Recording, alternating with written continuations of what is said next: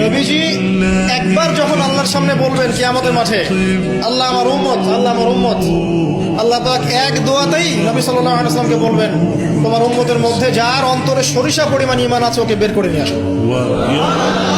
সেই মানুষের শান, তার মর্যাদা, তার চরিত্র নিয়ে কেউ যদি কথা বলে, কটূক্তি করে, তার অবস্থা পরকালে কি হবে চিন্তা করে। দুনিয়াতে হয়তো কিছু হবে না, হয়তো পার পেয়ে যাবে। এই দুনিয়াটা চূড়ান্ত ফলাফলের জায়গা নয়। নবীজি একবার যখন আল্লাহর সামনে বলবেন কিয়ামতের মাঠে, আল্লাহ আমার উম্মত, আল্লাহ আমার উম্মত, আল্লাহ পাক এক দোয়াতেই নবী সাল্লাল্লাহু আলাইহি ওয়াসাল্লামকে বলবেন, তোমার উম্মতের মধ্যে যার অন্তরে সরিষা পরিমাণ ঈমান আছে ওকে বের করে নিয়ে আসো। সেই মানুষের শান, তার মর্যাদা, তার চরিত্র নিয়ে কেউ যদি কথা বলে, কটূক্তি করে, তার অবস্থা পরকালে কি হবে চিন্তা করে। দুনিয়াতে হয়তো কিছু হবে না, হয়তো পার পেয়ে যাবে। এই দুনিয়াটা চূড়ান্ত ফলাফলের জায়গা